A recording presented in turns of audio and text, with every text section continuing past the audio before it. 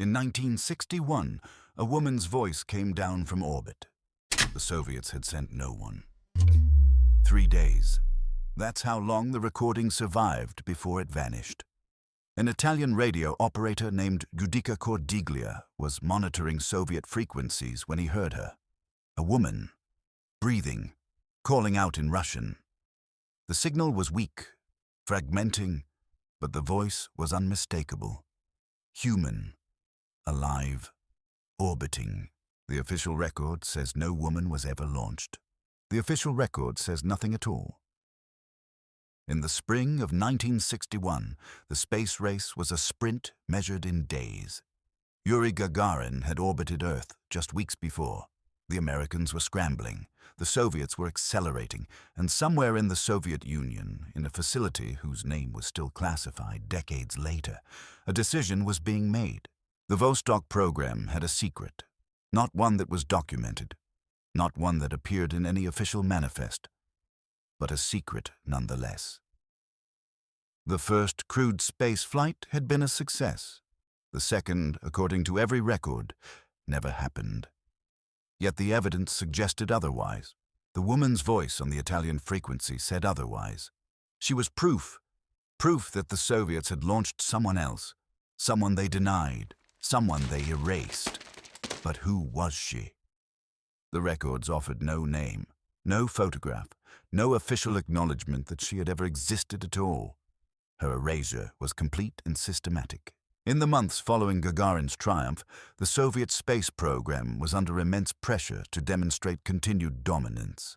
A second crewed flight would cement their lead, but the official timeline shows a gap. 3 months between April and August. A void in the record. A silence where a name should have been. This gap was no accident. The pressure to succeed was absolute. Failure was not an option. And yet, something went wrong. Something so wrong that it required the cooperation of multiple governments to bury it. The woman's voice was the only evidence that remained, and the world was never supposed to know. The Judica-Cordiglia brothers had been monitoring Soviet transmissions since 1956. They were amateurs, teenagers really, but they had equipment, patience, and a frequency that nobody else was listening to. On the night of May 4th, 1961, their tape recorder caught something that shouldn't have existed. The voice was female. The language was Russian. The background was the unmistakable crackle of a radio transmission from space. That particular quality of isolation, of vast distance, that no studio recording could replicate. She was speaking in short, fragmented phrases. Some sources claim she was singing. Others say she was praying. The tape was never made public in full. The Italian government seized it. The Vatican was allegedly notified. And then silence. Within 72 hours, the recording had been confiscated. Within a week, the story had been dismissed as a hoax. The Judica-Cordiglia brothers were discredited. Soviet officials denied everything.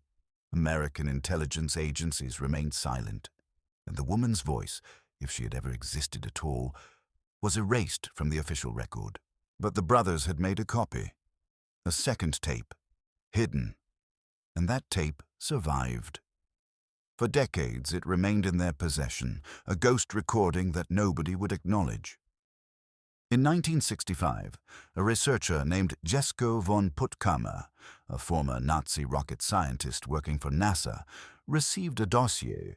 The contents were never officially confirmed, but his notes, declassified in 2003, referenced the Italian intercept and the female voice problem. He wrote, "If authentic, the implications are catastrophic. If false, the cover-up is worse." The Soviet Union never acknowledged a second crewed spaceflight in 1961. No cosmonaut named, no mission number, no orbital parameters. The Vostok program's official timeline jumps from Gagarin's flight in April directly to Titov's flight in August. 3 months, a gap, a void, a missing person, a missing woman.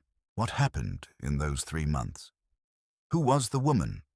And why did every government involved Soviet, Italian, American, worked so carefully to ensure that her voice would never be heard again?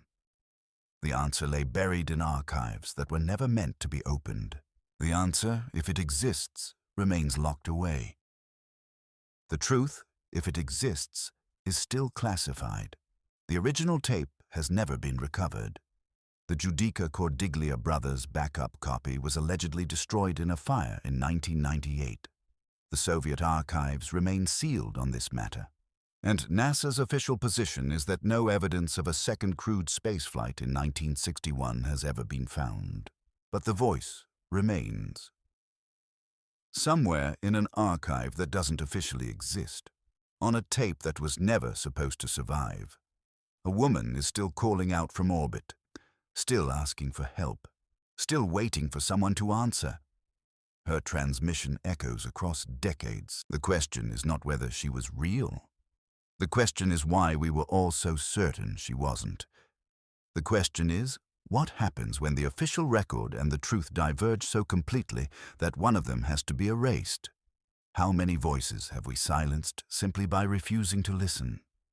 How many transmissions have we dismissed because they didn't fit the narrative we were told to believe?